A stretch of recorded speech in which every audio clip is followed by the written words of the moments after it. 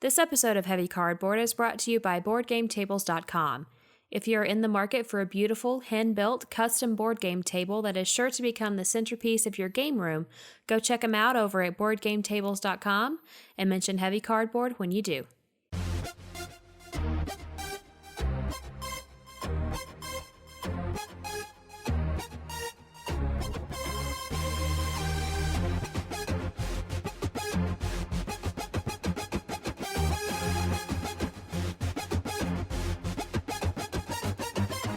Heavy Cardboard, Episode 51, Fields of Arle.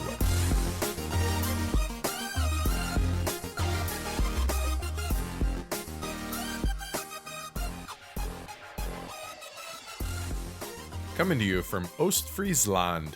Welcome to Heavy Cardboard, where we talk medium and heavy strategy board games, war games, 18xx, and other related topics in the board gaming hobby. We're your hosts. I'm Edward. And I'm Amanda. So we've been playing a fair amount of games recently. I'm really excited that we're back in the saddle with all this. We have been, and it's really cool. You mentioned that you wanted to have a goal of where we play more games in August than there are days, and we are behind, but hopefully we'll be able to get there. But we're not terribly behind. No, we're really not. We're just a little bit. I figure we're going to be able to make it up this coming weekend. I mean, granted, you got to edit and everything. And we have a busy weekend ahead of us because we're getting ready for the basement to be finished, which is going to make for a very chaotic 6-7 weeks or so here at Casa de Heavy Cardboard. Yes. But in the end, it's going to be all for the better, and it's going to be amazing. I cannot wait. It's going to be awesome. I'm so excited. We actually went downstairs today and started trying to map out everything, and it's close. So we recently took a trip to Grand Junction a couple weeks ago. Took the weekend off from anything show related, board game related, and just had like a mini vacation type thing. Yes. Just on a regular weekend. And it was wonderful. We had so much fun. I did say that we took the weekend away from gaming, but we did bring a couple of games with us, and we stopped at a cool little coffee shop there in town and busted out a game of Card City while enjoying some coffee. Mm-hmm. Got a couple of games, baseball games we took in, which that was the whole impetus for the trip to begin with.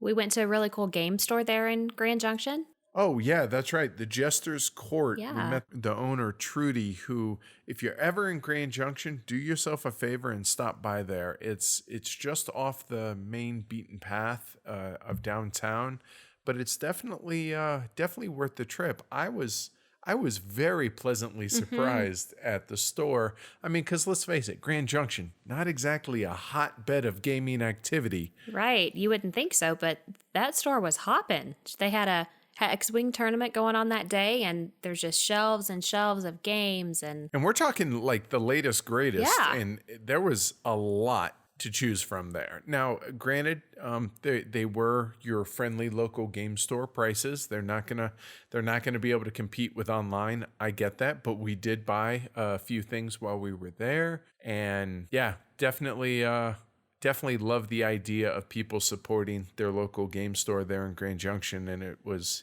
definitely really impressive. And that's the Jester's Court. Tell them Heavy Cardboard mention them. yeah. So let's see what else. We had some amazing Olathe corn from the farmer at the ball game. It was so good, and he was so adorable. He just kept shucking corn and giving it to you. We only bought 2, and I think we wound up with like 4 because he just kept shucking and giving them to you. It was really funny. Yeah, they had a little roaster like like those. Trying to think, like the pizza oven things that with the conveyor belt, they'd throw the raw corn in on one end, and next, there you go, you're eating it. So instead of take me out to the ball game, peanuts, Cracker Jacks, we had ears of corn.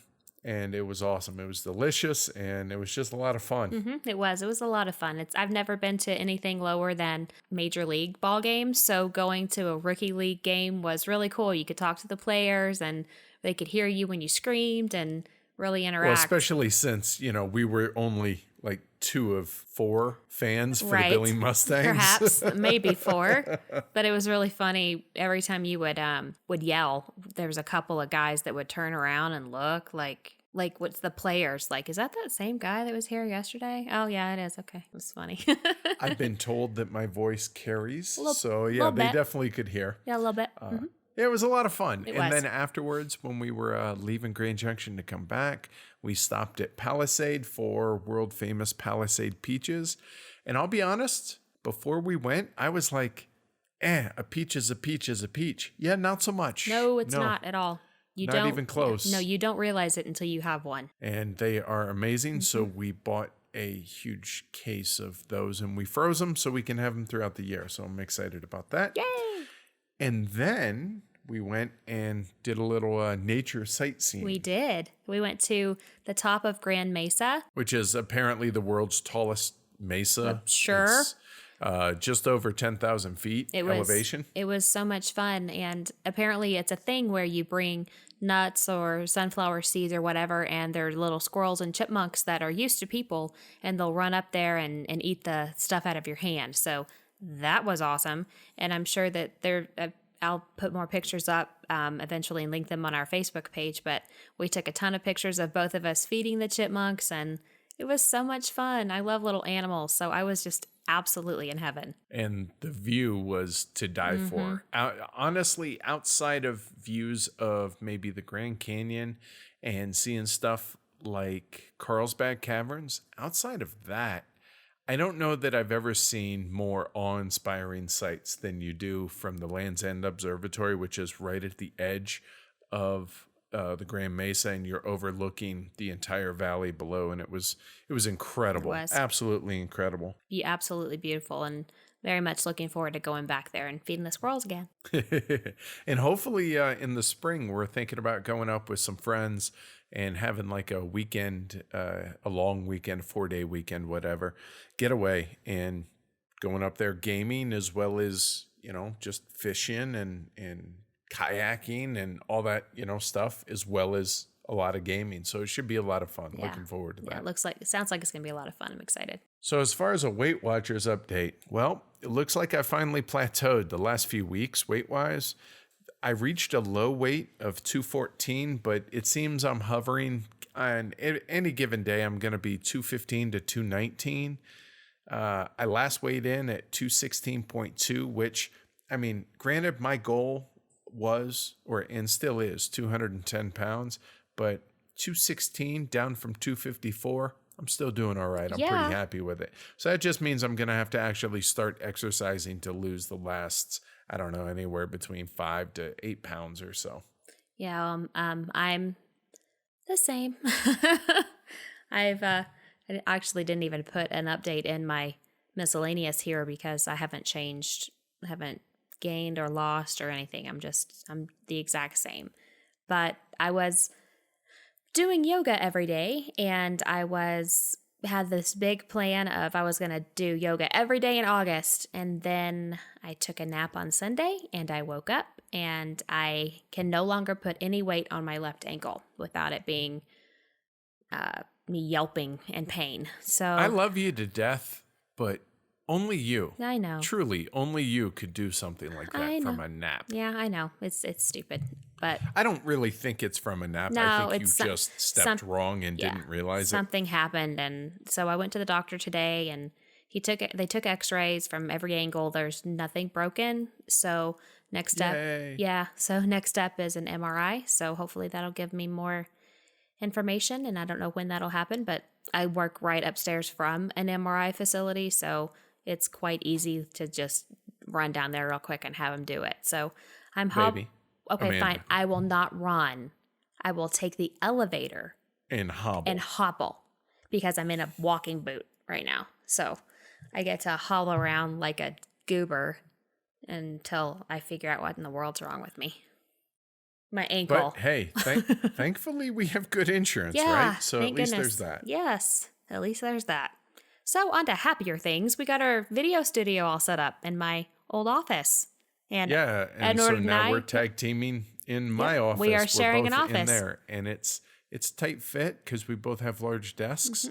But we've also found out that we cannot record together, and it's not because of me micro directing or anything like that. It's a sound issue. Yep.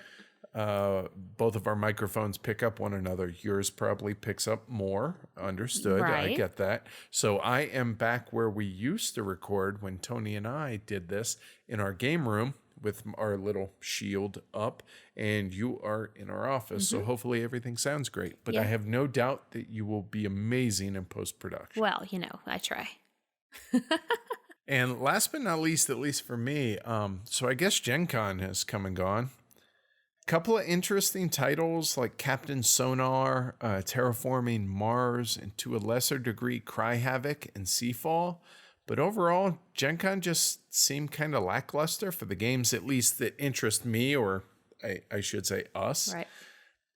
But then again, that's why there's Essen, right? Exactly. So, okay, one last thing.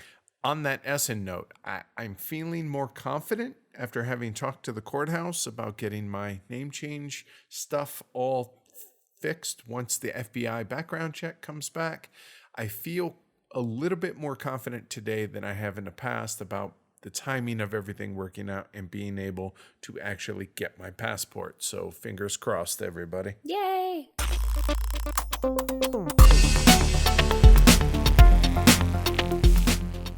And for all those folks who don't know how to get in contact with us, Amanda? Our website is heavycardboard.com. Our email address is contact@heavycardboard.com. We love hearing from you guys, so please don't be shy. Our Twitter handle is @heavycardboard. Our Facebook page is Heavy Cardboard. Our YouTube channel is Heavy Cardboard Vids, VIDS. Our Instagram is Heavy Cardboard. Our Patreon is patreon.com/heavycardboard. And our BGG guild number is 2044.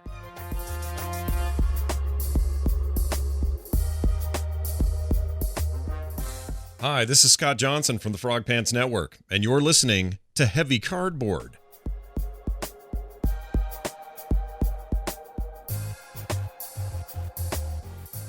I've always been a throw the insert out and just invest in a bunch of baggies kind of guy, but I'm also not opposed to trying to find a better way to store our games. Ever since I first saw the Trajan insert that Tony had picked up from Meeple Realty, I gotta say, I'm quickly becoming a convert when it comes to the value added that these inserts bring to our gaming time. Not only do they help us store the components better than baggies do, and allow us to continue to store the games vertically on the shelf, but the amount of time it saves setting up and cleaning up the games that we've been playing is pretty invaluable. Be it Arkwright, Keyflower, Millennium Blades, Twilight Struggle, or the upcoming Tricarian insert, I can wholeheartedly recommend the inserts from Lee and Tommy over at Meeple Realty. So go check them out, meeplerealty.com, and when you do, tell them Heavy Cardboard sent you. So we've been fortunate enough to get a few iTunes reviews in the last couple of weeks since we last recorded.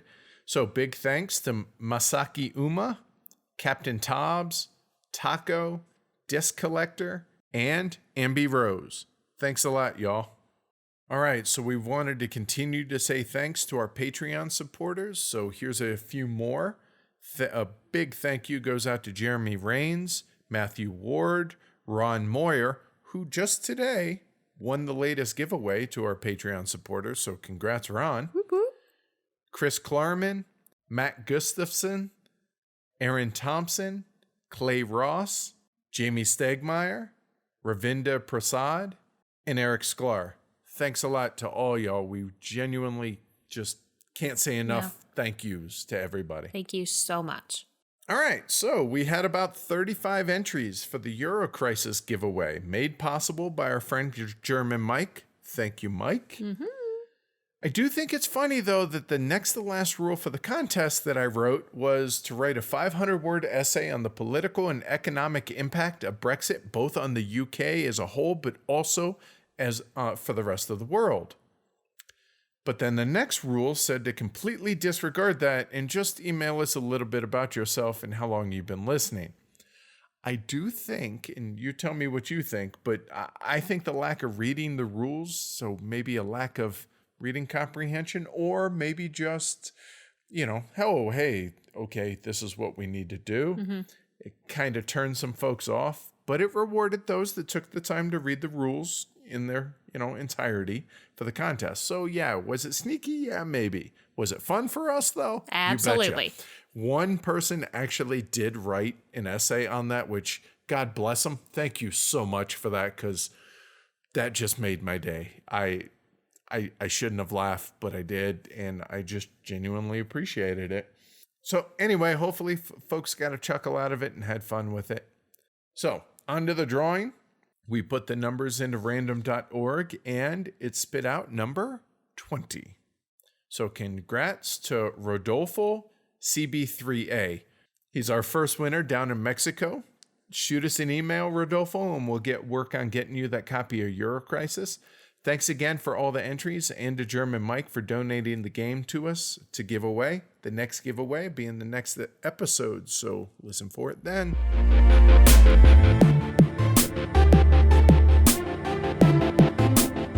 All right, Edward, so what have we acquired so far this month? Well, so far there's been a total of 6 games. The first one is the Kickstarter New Bedford has come in. Not too many games on the topic of whaling and the towns that it supported, so No. the theme appealed to me, because you know how I dig odd themes. So yeah, that was kind of cool. We also picked up a copy of 1844, 1854, the combined game. The artwork's by Clemens Franz, and it looks fantastic. I'm really, really excited to get that played. Awesome. Not as much as 1822, but still looking forward to it. Also picked up a copy of Zangguo, which we had reviewed previously on the show, and Tony had gotten the review copy, and I saw it for $20 shipped. And I was like, all right, I'll pick it up, because I've kind of been wanting to play it again and see if my thoughts had changed. And, maybe I'd warmed up to it a little bit more after being a little bit disappointed in Nippon. And so, yeah, different designers and all that, but still, what's your game? There were a couple of games that we picked up from the most recent math trade. One is The Scepter of Zavendor, which is a reskin, remake, whatever, of the classic No Luck game Outpost. And honestly, I'd rather have a copy of Outpost, but there wasn't one in the math trade. So I thought, we'll give this one a try, even though it's a fantasy theme. The other one is Imperial 2030. We have Imperial, which, to my knowledge, Imperial 2030 is basically just a retheme to where it's more futuristic as opposed to the earlier time period that the original was set in. I'm curious to give it a try. Also picked up a couple of games from Academy Games. Strike of the Eagle, the Polish-Russian War 1919-1920, which is their block game, which always curious to check out block war games. And we got Mare Nostrum 2.0. So is there anything on the shopping list that you are looking out for? Well, 1822, still really, really, really want our own copy, even though Tony has a copy, Paul Chad has a copy. I really want that game. And other than that, just, the Essen stuff coming around the corner. That's pretty much it. As far as looking forward to playing, though, for me, there's basically the same 5 that were on the list last time, and that's more Millennium Blades, Star Wars Rebellion, because I want to at least try it, Panthelos, Princes of the Renaissance, more Crisis, and Scythe as well. So how about you? Through the Ages 2-player. We've never actually played a full Through the Ages game together, so I would like to do that. Game of Thrones, the card game, again, would like to play a full game of that. Millennium Blades, Panthelos, I would like to play that 4-player. I haven't played it 4. I've played it 3 and 5. I've played it 3 and 5. I want more. Okay, gotcha. Yeah, I want more 5-player games, and I want to try a 4 just to see how it is. And 2. I'm curious to try it. I mean, it's worker placement. So I don't know how well it'll play 2. It does play 2, but I'm curious. We can try it. And Mare Nostrum. All right, cool. We'll definitely have to work on getting these busted out. Absolutely.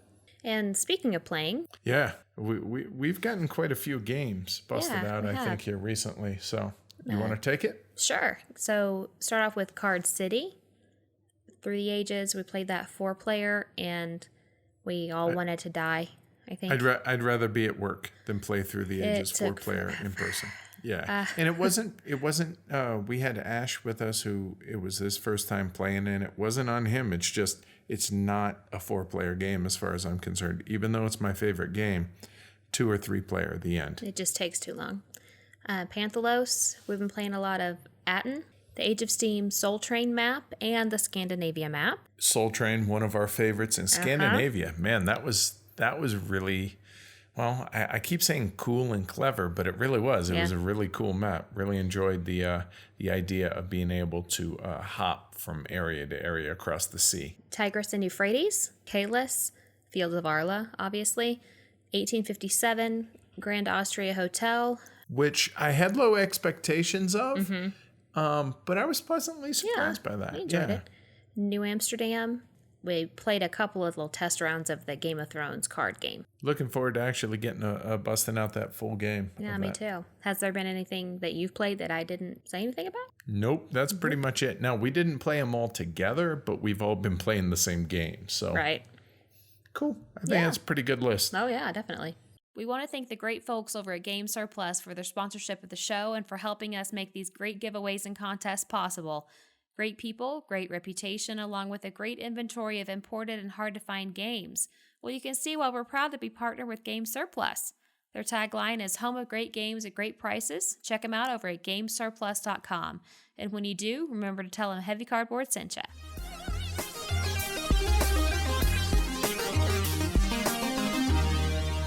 So I want to take a second, and by a second I mean a few minutes, and talk about the recent Asmodee taking over other publishers, this time Z-Man among others. And because Amanda doesn't acquire games, she's not really involved with that whole aspect. Yeah, no, I play whatever's put in front of me. Right. And so because of that, I didn't want to just kind of go on a little monologue by myself. So I invited our friend Jim from Punching Cardboard, who's been known to have an opinion once in a while. I invited him to join us, especially since they recorded their most recent episode before the news broke on this. And I know that he has some thoughts on this, so I thought I'd bring him on. So, Jim, welcome. So, thank you, but unfortunately, since the time you invited me, Asmodee has been in contact. They've purchased Punching Cardboard podcasts, so I'm no longer allowed to say anything for less That's than awesome. For less than $60. All right. Okay. All right, so for those that don't know, Asmodee has, over the course of, the last 18 months or so, taken over, Fantasy Flight, F2Z, which is Z-Man, which is really the first one that actually will impact the games that we like to play. Well, is this a done deal yet? Because what I read is they're just in discussion. For it. Correct. Right. An exclusive discussion. Exactly. So, in other words, if anyone's going to do it, it's going to be them, and no one else is bargaining to try and take it over. We're going under the assumption that it's going to happen. Is going to happen. So go ahead. You can start, sir. I can start. I don't know where to start. I mean, everybody is there are several threads on BGG, and there's been several other people talking about the impact on the retailers, the friendly local game store, which is supposedly the people who are going to be helped by all this, though as opposed to the online game store, which is one of our sponsors, which is being soul crushed by this. Right, and maybe you can speak to that, because I don't own a game store and I don't have a game store as a sponsor, but I also know that Asmodee North America does have exclusive content that they've put into stores like Target, so I don't see how that helps the friendly local game store at this point. Right, the small guy, it doesn't make sense. Yeah. Well, but they're trying to grow the hobby. So you have to go into the Targets and the Walmarts to grow the hobby with the gateway games, I assume. Isn't it something like Ticket to Ride Junior that's exclusive to Target, and something else was? Right, yeah, something like that. Which I believe, talking to people who own game stores in the area, they've said that they sell things like Ticket to Ride and Carcassonne and Catan, which will all be under this umbrella, as opposed to multiple copies of one of our favorite games, Arkwright. Right. Arkwright isn't going to pay their bills. These are the games that pay their bills, other than Magic or Pokemon or whatever. Sure. But if they want to be a board game specific store or cater to board gamers, then they've got to dial back on their Magic a little bit to cater to let people come in and enjoy some table space without the Magic players there. So I don't know. What is it doing to Game Surplus? You've talked with them? Yeah. So Velma, As our listeners know, they have been on board with us from early on in our life, back when we were super tiny. And they are an online game store only. They don't have a storefront, but they cater to imports as well as a lot of domestic titles. Well, because they're an online only game store and they don't have a storefront like the Cool Stuffs of the world and Fun Again and all these other stores, Asmodee has said, nope, sorry, you can't sell our products anymore. So as they acquire more and more publishers, that reduces what they're allowed to sell. And it's slowly strangling them to where it's hard enough to turn a profit on this stuff. And now with the news of this latest takeover that they have of ZMan, among others, their viability is seriously in question. And Asmodee has shown no slowing down on this. And so you would assume that they're not done acquiring publishers. So at some point, there's going to be some tipping point to where, you know what? They just can't survive. And I've actually talked to them about opening a local game store, and it's not practical because of where they're out of. They're up in Amish country in Pennsylvania. And yeah, that's not going to happen. Well, it's not technology; it's cardboard. They can sell. Well, there is that, and I thought about that, but still, you can only do it so many hours of the day. Correct. Because candles. Yeah. So, but yeah, it's slowly strangling them, and they are not the Cool Stuffs. They are not the miniature market. They provide a great service with all the imports that they bring in and all this other stuff that they do at completely reasonable, fair prices that are better than some other online game stores. But Asmodee is single-handedly putting them out of business. And I mean, obviously, I'm upset about that. It has nothing to do with, it's going to hurt the sponsorship of the show. I don't give a shit about that. That doesn't matter. Right. Dude, this is people's livelihoods that to artificially boost up a local game stores. Well, that's not what they're doing. I mean, do you believe that's what they're doing? I don't believe that is the real intention. No. The real intention is to make money, which, Correct. Hey, it's America. Knock yourself out. I'm all for it. Yeah. I mean, that is the bottom line. I mean, we can look at this bottom line, no pun intended. We can look at this from all kinds of different angles. But the number one thing that Asmodee in North America wants to do more than anything is increase the profits of that company. They're buying profitable companies. They're buying licenses on games that are popular. They're buying the cream of the crop that may or may not have distribution problems. They've now got Catan. They've got Carcassonne with this deal coming up. Those are two of your main. Everything with Fantasy Flight, Star Wars, which has and all the that. licensing for the big movies and Game of Thrones and all that. So they're just buying everything up. Right. Now, granted, a lot of your listeners, which there's a ton of crossover between our two shows, right? And a lot of our listeners are just shrugging their shoulders, going, I just don't care, because a lot of these publishers don't affect the publishers directly that we tend to talk about and review on our show. ZMan is finally the first one that really hits for us and our listeners. But my thinking here is, okay, well, prices are going up now for them, and they're going to be able to dictate these things. And you look at what Jamie Stegmaier does that he has and Mayfair also does with the floors on how far you're allowed to discount this. Right. As they get more and more market share, are they going to across the board just cause prices to go up? I don't know about that. I don't know how it all works once it gets out in the market. I know that the free market says it's worth whatever people will pay for it, right? Correct. I mean, look at Splatter, right? I mean, these guys are on the higher end of things, or 18XX, and they still sell. They don't sell like Fantasy Flight sells, but they don't have a license. They got roads and boats, and you've got to take a marker and draw on plastic. We don't, right? They don't have Millennium Falcon. It's a better game, but it doesn't have the license, and you know how many people are. Ooh, it has a license, shiny. Let's go get it. Right, Shiny. and ooh, dolls on a map. Right. I got you. Yeah, and I have X-wing in some of the ships. I can't follow it all. I can't buy their sets of ships all the time. But I have an 8-year-old kid, and it's kind of fun. It's a dogfight. It's fairly as deep as most any type of squad combat game, commands and colors or anything. I mean, it does have depth and it does have fun to it, but make no mistake, like Magic, there's a new one coming out, a new one coming out, a new one coming out. We want you on this treadmill. We want you to spend this money. Yep, got to get that heroin fix. And so you feel like that, and then Asmodee buys it, and make no mistake, they're more faceless, or at least seemingly to me.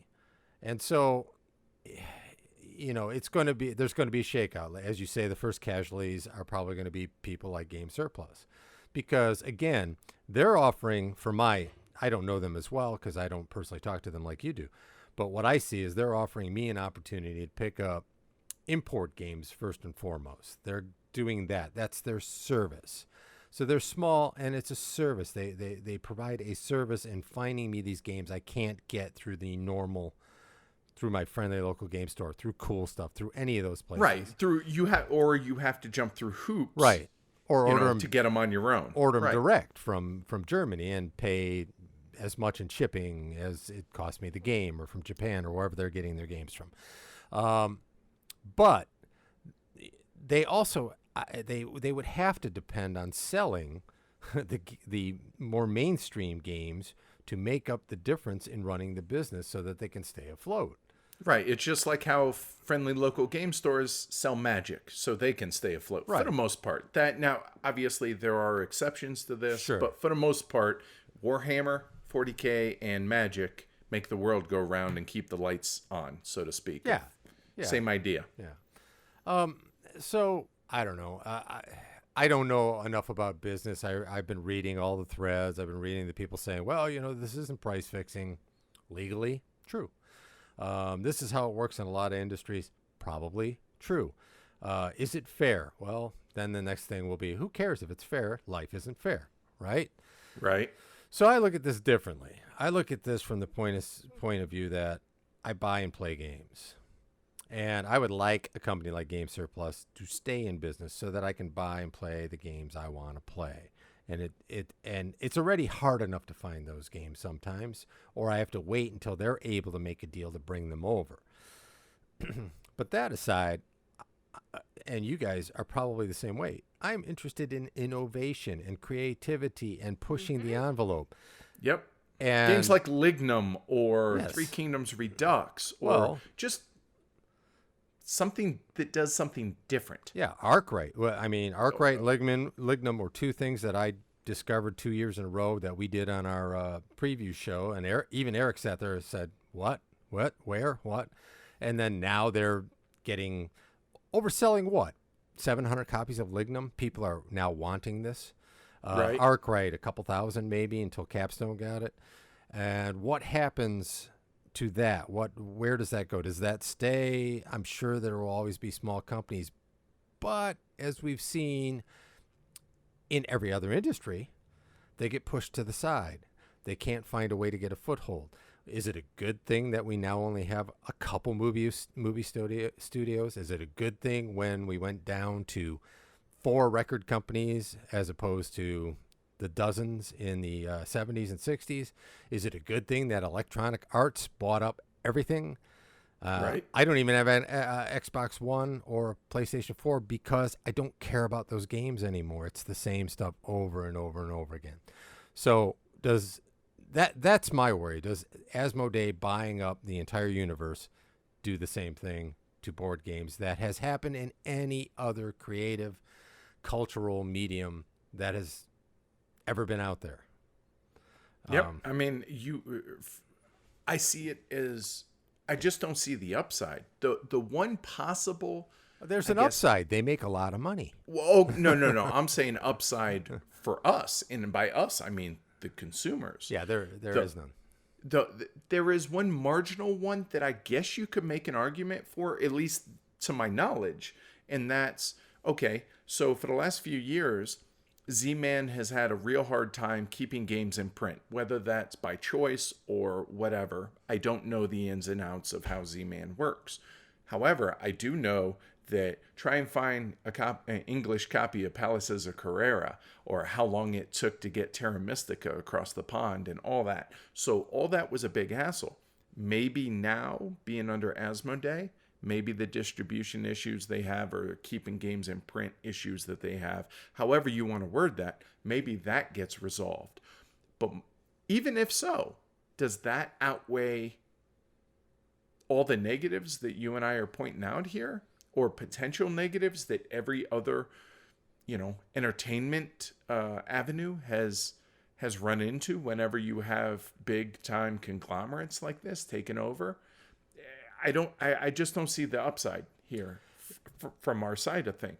Yeah, I don't see it either. Again, it just seems, well, they just announced the new Citadels. You can get the old Citadels still, $20 game. This is not going to be a $20 Citadels. It doesn't look like a $20 Citadels. Is it going to be that much better than the current one? So here we go already with, let's do reprints and tweak something. And it's the remastered version, the 2016 remastered album, which we're going to remaster it again in 2020. But right now you really want this one because it sounds just a little bit better than that one you got. Exactly. Instead of, we're going to take a risk on these guys over here who have this innovative idea about chopping wood in a forest in Germany, right? That's where it's going to go. That's my fear where it's going to go. And I totally agree. It's fine for me because then I get out. Then I'm done. Just like I did with computer games. It's kind of like, okay, you guys want to play this game? Madden 2017. It's just like 2003, but no different. Right. It's no, I totally hear you. I really do. I mean, on that same note, on a game that neither of us or any of our listeners is going to care about, they're doing a second edition of Mansions of Madness, I think it is. Yeah. Right? Yeah. Well, I saw it on Cool Stuff today for $87 for the pre-order, I think. Yep. Are you kidding me? Really? Yep. That seems a little high for that, doesn't it? It's about what? Almost 50. Well, what was the other one? $50, something like that. I think so. Yeah. So you're almost doubling. I think manufactured retail price is almost doubling. I think Quinn's was writing about it on Shut Up and Sit Down, that game. Also, look at the new edition of Ra. Prettier. I think it's prettier. I mean, the artwork is beautiful. Sure. But some of the component quality is less than the original version.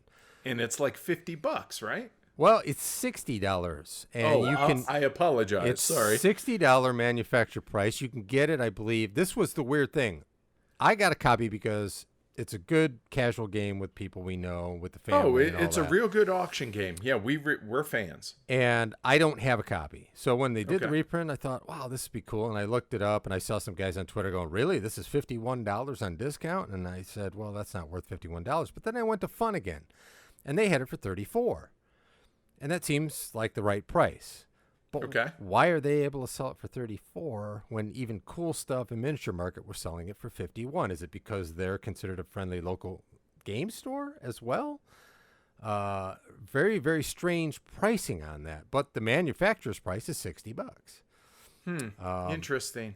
And this was for the new version. This is the new version. And I picked it up, a month ago or so when it came out. Yeah.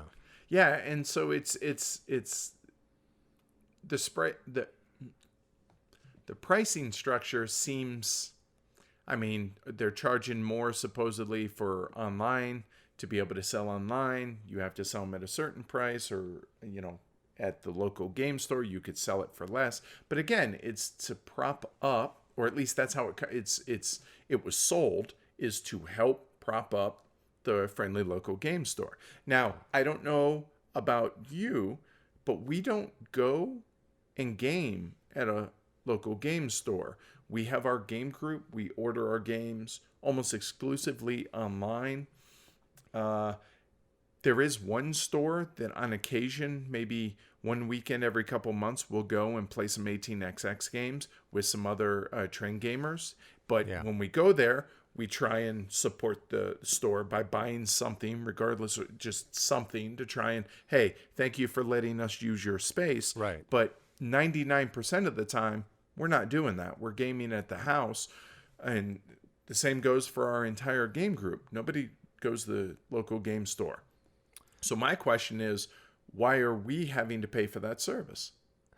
Well, I think that's a different discussion, really. But it all rolls into this whole propping up the game stores. I don't, if they were really propping up the game stores, I don't have a problem with that. If they offered the game store, if it was reversed, if they said, hey, you know what, this version of Pandemic that people are going to want, this Pandemic legacy, we're only going to market through the game stores, or we're going to put out this game, we're going to put out Ticket to Ride, but if people want to get expansions, we're going to send them to you guys because you guys know you're experts.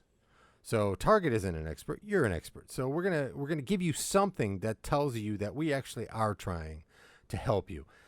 But again, it's just a ruse. They're not trying to do that. They're trying to expand their empire, and I'm assuming there's a board. I think there's public ownership of this company. I'm not absolutely sure. I don't think it's one guy who owns it or a family owns it. I think they do have to answer to shareholders. Hence, they've got to make money, and that's what all they're trying to do is make more money on the same product. So there's a way that prices are going to go up. Again, I don't even have a problem with that if you're getting your money's worth. Value. For example, when we buy an 18xx game, we're paying a heck of a lot more money for an 18xx game than we would if it was a mass-marketed game with the same components. Of course. Because it is so specialized. Right. So now if Asmodee buying everything up starts putting people like Game Surplus out of business, we've got less places to buy that, which probably raises the price even more as it goes on and it's harder to get and harder to move around the world. Again, it just seems like a lose-lose situation for the hobby and a win situation for one company, Asmodee North America. I mean, and we don't know for sure how this shakes out. Nobody does. This is just our take at this moment in time, what we think about this, and I think there's a lot of legitimate concerns, and maybe because we're not super in tune with the friendly local game stores and we're not seeing the huge benefit, if any, that they are. I do know that Maggie over at Mox Boarding House in Seattle said that they have their local game store that she is a buyer for. This is hurting them overall. It's not helping them. So, yeah, I don't know how this shakes out, but I'm concerned. Yeah, I saw some of the threads on BGG, and some game store people were saying, it'll be good, and some were saying it'll be bad, and nobody seems to know on that level. And as far as the game stores, I think when the ones in our town are doing quite well. I think there's 3 that I can think of: CloudCap, Guardian, and Portland Game Store that I think are doing quite well. I was going to say, for those that don't know, you're in Portland, Oregon. We're in Portland, Oregon. And CloudCap is a small store, and they've got a nice space, and you go play. And when I go play there, I'll buy games from them. When I go to Guardian and play there, I'll buy games from them. Right. If I go to the Portland Game Store, I'll buy games from them. And they have full houses quite often, so it's pretty good on that. But I don't think Asmodee has their interests at heart. They could speak better to this than I could. Again, I don't see where having so many game companies under one umbrella creates any kind of competition or creative environment, egging each other on right. to do something more innovative and more daring, so that we really capture the imaginations. I see more Call of Duty 5s. I see more Caverna 7s. I've seen, how what are we going to get in the long run? Ticket to Ride, the Iceland Railroad. Right. It's a shorter hear game you. because it's a smaller place, right? So people were Sure. complaining about the length of Ticket to Ride. I guess they get a short game. Go across Iceland, you're done. What about the forest? There are none. The trees are cut down. You just go. It's a straight line, all right? One circle going around the island. So yeah, I mean, obviously Asmodee's not going to take over every game company out there, and there's always going to be the indies. There's always going to be that edge, but I do worry about the homogenizing of the hobby and what this bodes potentially. So I just thought it would be interesting to talk about, and I'm sure people listening, both in your guild on BGG, our guild, Twitter, etc., hopefully this sparks some discussion and maybe people looking into it more and maybe doing some research and not just parroting what people who don't know any more than you or I say. I just, something to be aware of. And I think it's important because where you and I are in the hobby, as far as, we're media, we're content creators, whatever, this matters to us, but it also matters to us because we play games and we buy games. And I know you want your kid to be able to grow up and enjoy this hobby as much as you do. And is it going to be all homogenous when he gets older? You know what I mean? It's just concerns. Yeah, there's just so much space out there, right? Take movies. You get the same stuff over and over and over again every summer. Well, we got to get the blockbusters out. Spider-Man 17. Spider-Man. Yes. We're on the third reboot of Spider-Man. Why? Because it makes money. Yep. And so when it comes down, when I got back into this hobby, when I got into the board game side after doing Magic way back, and I got off Magic for the same thing. Hasbro bought them. It became this cycle, this endless cycle where they appeased their pro players, but they don't really care about the guys who want to do this casually anymore. And if you want an example of that, just try to play Magic Online on their online thing and get matched up against people that will just crush you because they do this all day and get every card. And they go in the tournaments and crush people and just get free cards. And it's all geared toward them. So does the board game industry get geared toward a group of people that you don't want to hang around with anymore? Will they keep being innovative? We already have situations where we're getting games that are quite similar to other games that have come. I mean, I beat this drum on my show. Caverna, was it necessary? Doesn't Agricola get made if we have an Asmodee controlling everything? Back in... It's a valid point. Yeah. I mean, and we won't know this for years down the road, right. But it's definitely something to be concerned about going forward. Yeah, I agree. I mean, but I can't think of one industry where this has ever been a good thing. So, right, yeah, seriously. When it comes to creating things. So that's where I'm at on this. I don't think I've railed enough. I don't think I've... No, you really didn't. It was pretty down, pretty low key. pretty I'm a little reasoned. Disappointed, but if we would talk about DIA, the Denver International Airport, then that gets you fired up a little bit. But I love the Denver International Airport. It gets you to us, right? So of course you love it. One of my favorite places on the planet. Hey, I just got back from Prescott Valley, Arizona, so Denver ain't looking too bad. Right, yeah, it's like 107, just 170 degrees down there right now. Yeah, sure. But that's less than the average age of the people there, so it's okay. You still got another 5-10 years. You're good. Yeah, thanks. Yeah. Going by Brandon's numbers again, huh? Right. All right. Hey, Jim. Have I lost you enough listeners? No, you're fine.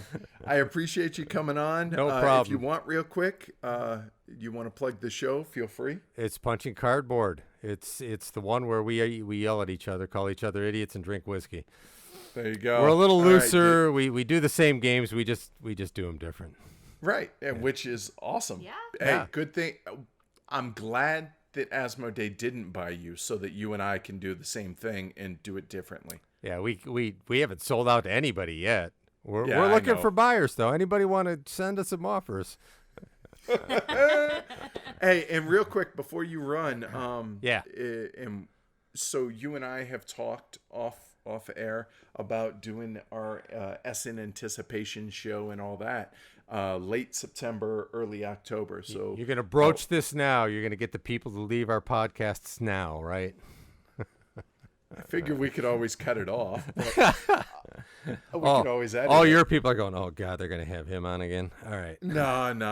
Well, we'll talk about it later. All right. Cool. No, yeah, we'll do it. Definitely. Eric, Yeah, I'm excited for that. And Eric will even join us for this one. What? Yeah. Cool. Should be a good time, man. I appreciate you coming on. Thanks a lot. All right. Thanks for having me. I know a lot of people are looking forward to our take on Uwe Rosenberg's Fields of Arle, so let's get into it. Let's go. So this was published in 2014. Again, the designer is Uwe Rosenberg. The artist is Dennis Lohausen. In America, it's published by ZMan. The player count, as Edward mentioned, is 1 to 2 players, and it takes about an hour a player. Unfortunately, for availability and cost, it's about $80 to $100 on the secondary market. I checked, and all online-friendly game stores are out of stock, and that kind of was a shocker to us. Yeah, I was really surprised that it was out of stock. You know, I guess it's out of print because it is Z-Man. They do small print runs, it seems, well, prior to the Asmodee taking over. But that said, I'm kind of glad that it is because now we can feature it. Right, that was a joke that we decided because we were in our office talking about the game and I'm prepping and everything, and I go to look up how much it is, and I was like, wait, what? So we were like, oh, we waited just long enough for it to go out of print. Now we can review it. But currently, as of this recording, there are none on the marketplace, so I guess you'll have to try your luck on eBay, unfortunately. All right, Amanda, so what's going on in the game? All right, so in Fields of Arle, players develop their East Frisia estate during 9 turns or half years. The turns alternate summer and winter, and that means that different actions are available at different times. You can only do certain things during summer and only do certain things during winter. Your estate is developed by cutting peat, expanding dikes, building buildings, and cultivating farm animals. You score points by clearing the peat that starts on your board, expanding those dikes, and upgrading your equipment on the main playing board. You can also travel and trade with other towns, but not other players, to obtain materials needed to expand your estate. Those travels and trading allow you to receive points as well. There is one main board that contains all available actions for each half year, indicators for upgrading tools, along with buildings for purchase, and the turn track.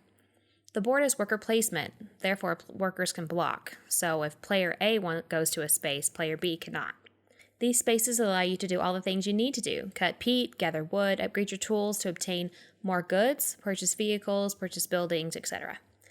For the player boards, you have one main board that is your fields. This one comes with moors that are full of peat, one small boardwalk that's full of peat, 2 fields, 1 corn, 1 flax, and a stall for animal storage, which can get really full.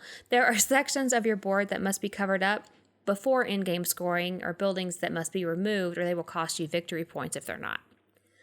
You also have a travel destinations and barn board, which is a little travel area up at the top that has all of the different cities you can travel to and trade with the game for points, and the barn, which is for vehicle storage. You obtain vehicles through actions on the main board, which allow you to obtain upgraded goods by placing them on the vehicle and then offloading them during the cleanup phase each half year. After 9 half years, the game ends. There's a scoring pad to determine points for each item: buildings, travel, goods, etc.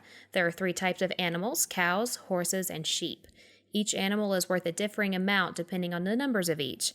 The animal you have the least of is worth 2, next least 1, and the one that you have the most of is worth 0 each. The player That's with the very highest... Reiner Knizia-ish. It is. And player with the highest score wins. So let's review the scalability of the game. Well, as much as it can, right? Because Right. it only plays 1 or a solo or 2 players. Right. I have 5 plays. They're all 2-player. Didn't play it solo, but definitely recommend checking out the low player count and Travis's take on solo Fields of Arle if you are so interested. But how about you? How many games did I you played it 4, all Okay. 2-player, all with you. Your one other game was with Tony when the game first came out. Yep. Yeah. All right, so let's talk about the components. So how'd you like the cardboard? I think it's nice and thick. It's not I really think wobbly. thick cardboard, really good component quality, chunky wooden bits for the animals. Just, standard, oh, hey, it's a cow. You know, they have stickers or whatnot. And then all the other animals, just really solid, very happy with the production quality and components in general. Yep. And I'm happy for the most part with the graphic design. There are arrows that indicate whether something can be done as many times as possible and another for only once. And the indication is just a difference in color. And that can be confusing. So I would prefer like a 1X or an infinity symbol on the arrows or something instead of it just being a different color. I think that would have been much better. That's funny because that was my one real gripe that. I had to look that up in a rule book a few times until it stuck.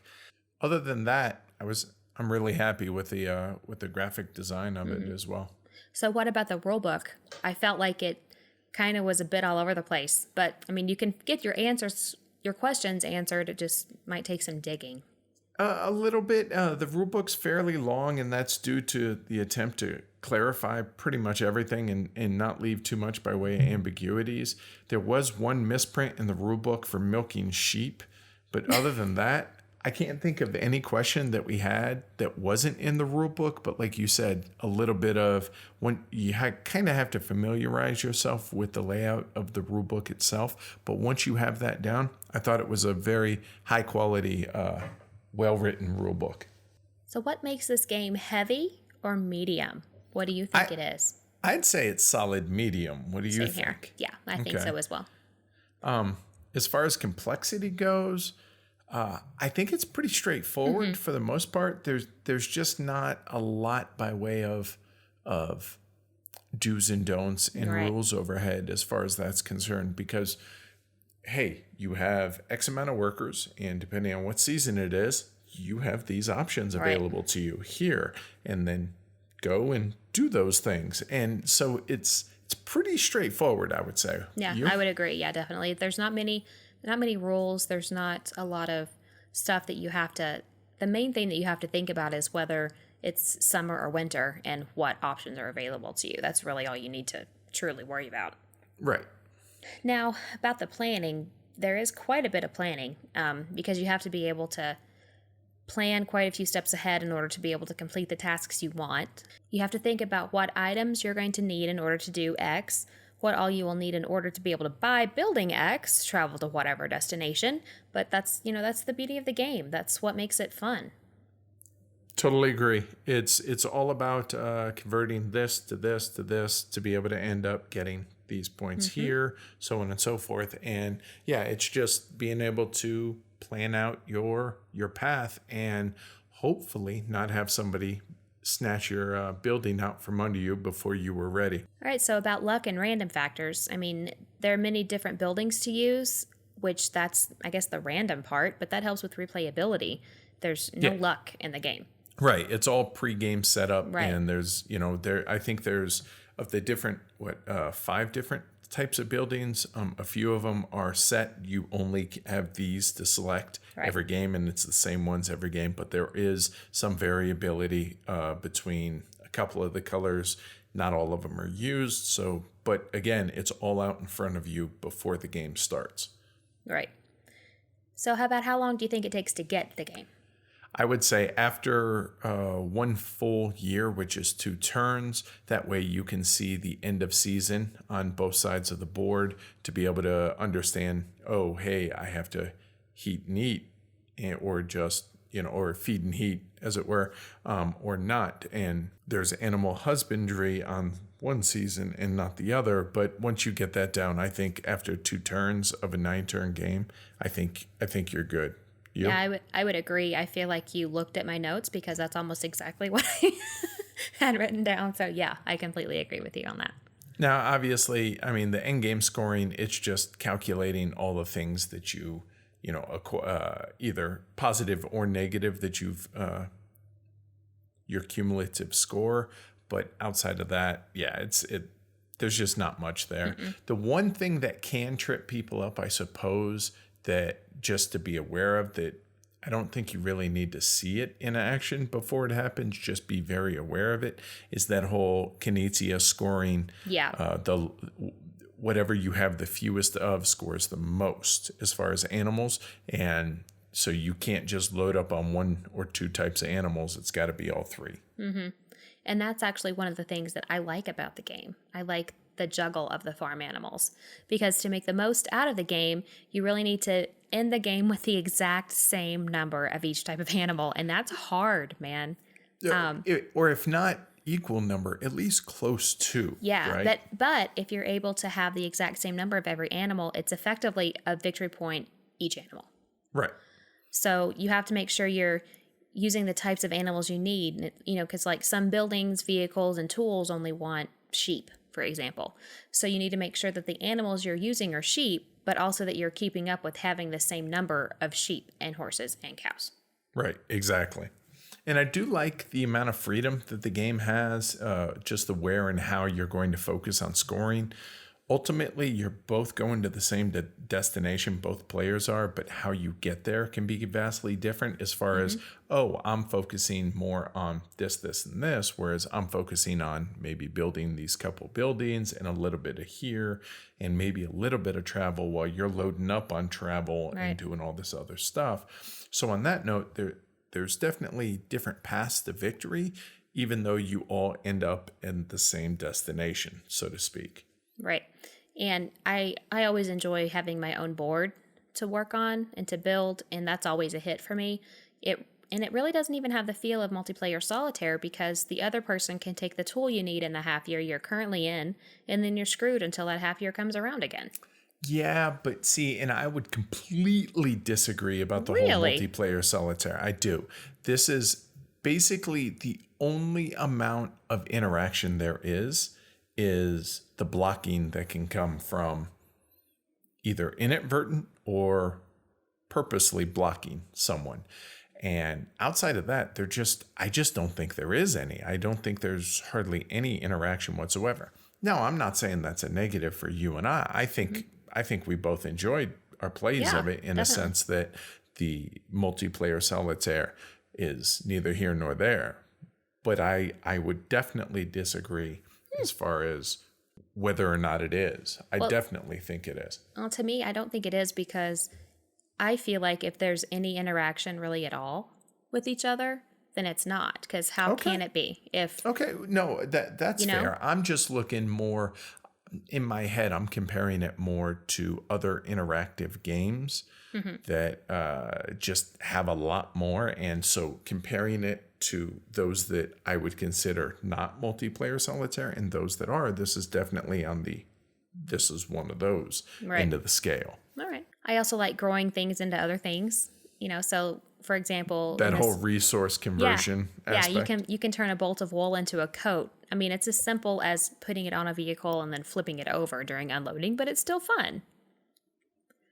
I also like the different buildings that can come out. Like Edward talked about earlier, some are static, but some change each game. And it's, always fun to see what different buildings come out and what strategy you want to take during gameplay to get those buildings.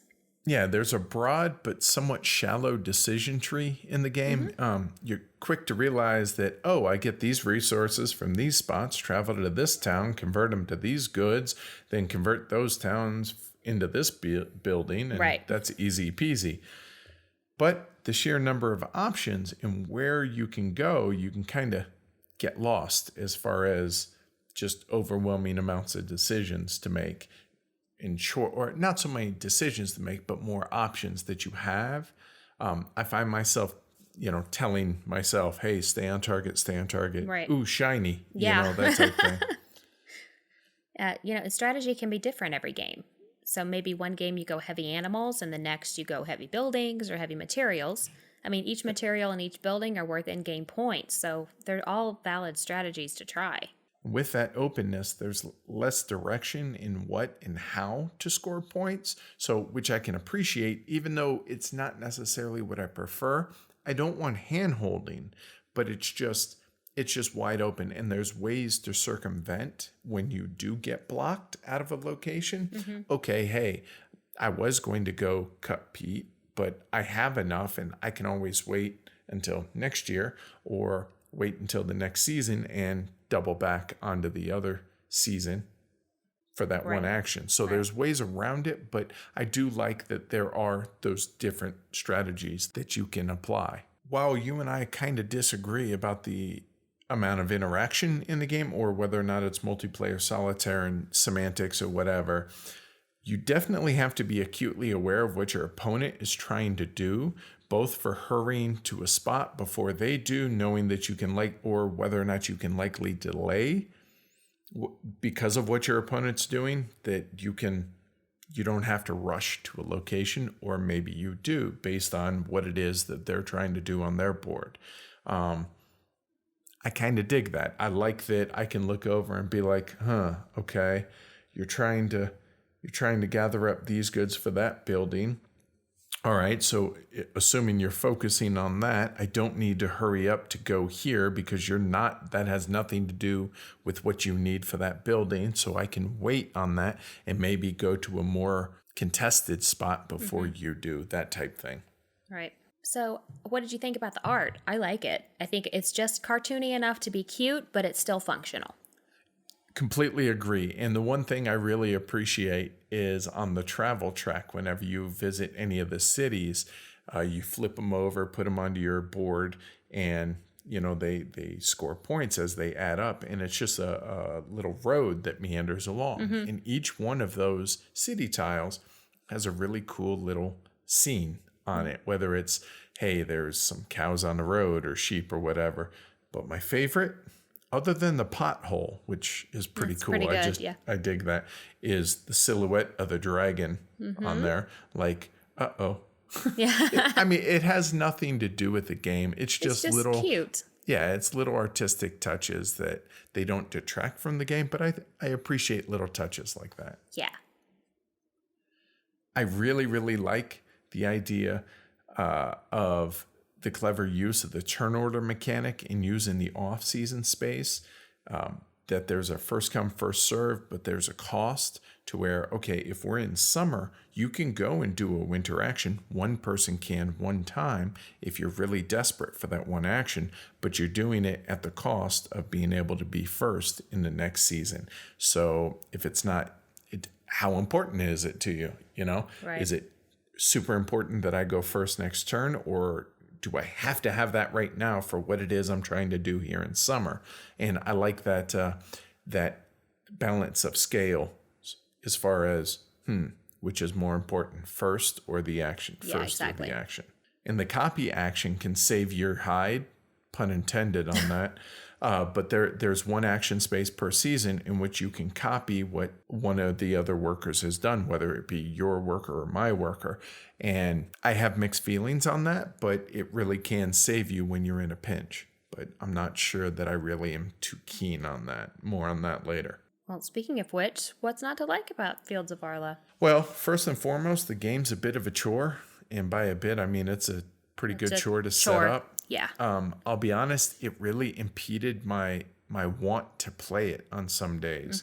It's just, it's involved. And I'm like, if you have a long day at work, whatever, I'm like, I don't know if I want to go through the setup process on that. We'll play something else. That type thing. And it could just be me being lazy, making a mountain out of a molehill, but it's a fact. There's just so much stuff that it was just a pain in the ass to put together and lay out. Yeah, I mean, whenever we were getting ready for the show, we just kept it set up.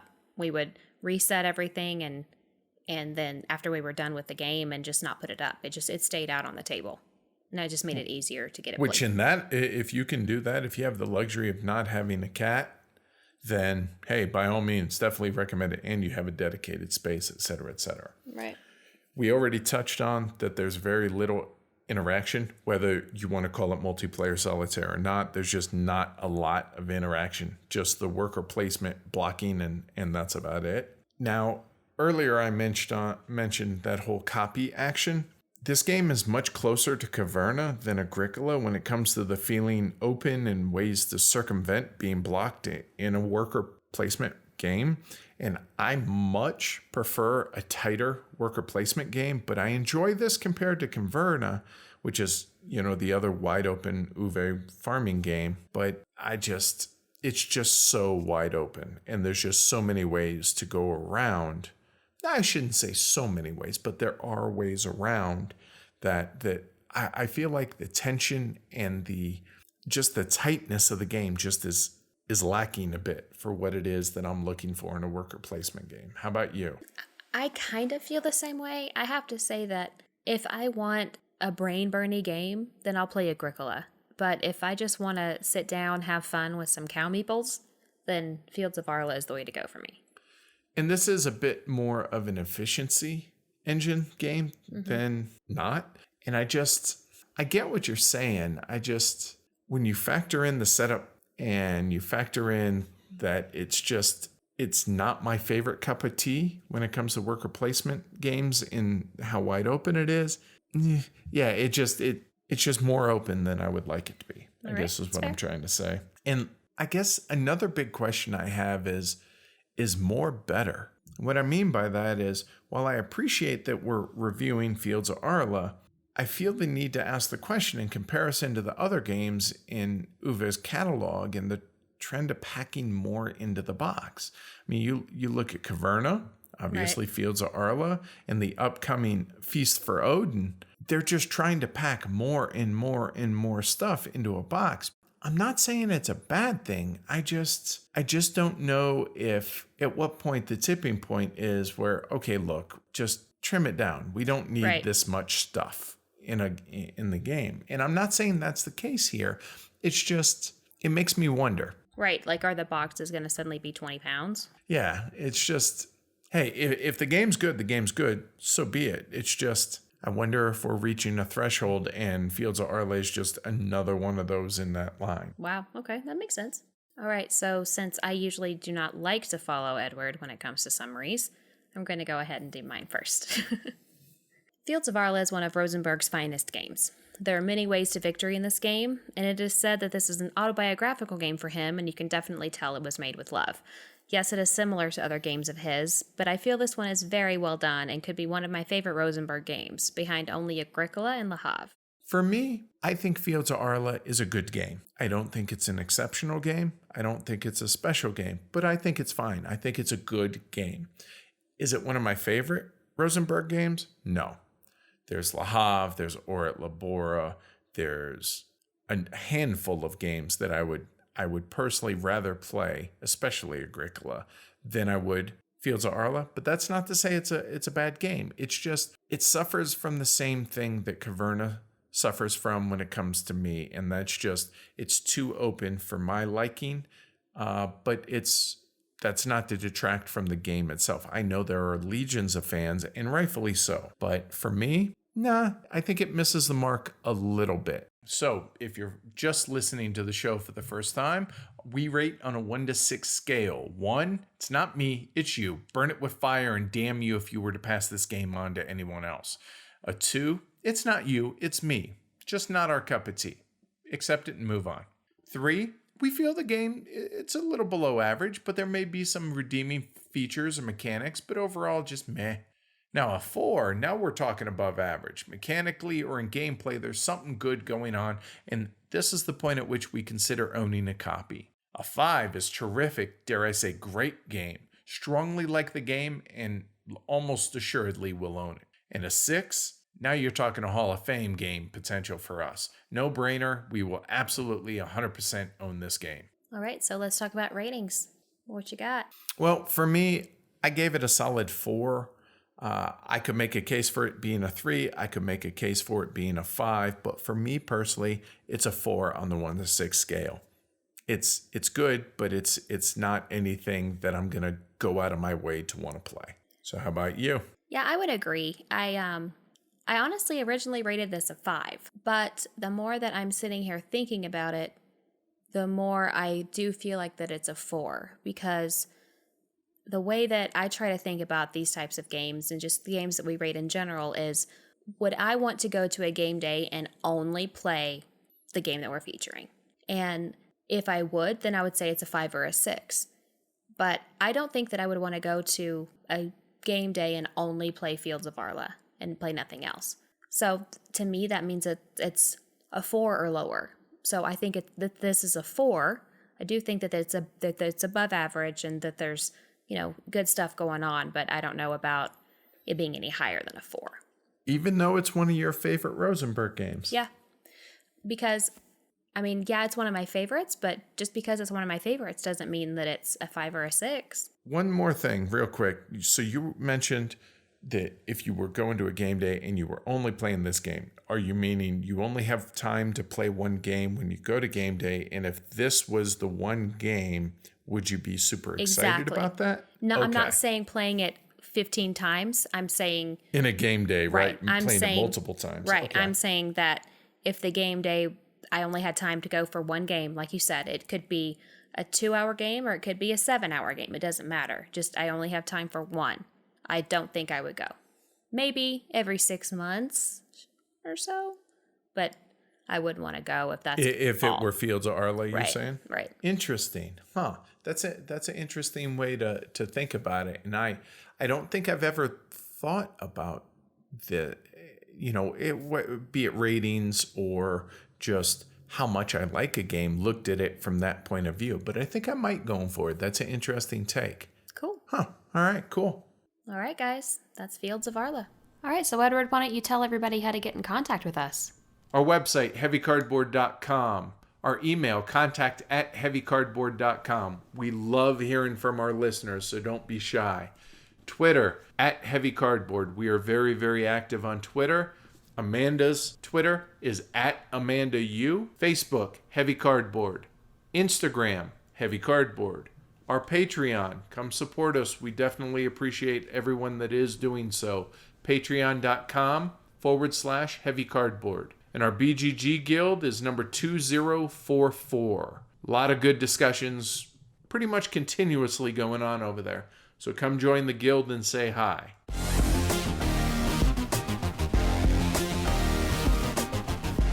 All right, so that about puts a bow on episode 51.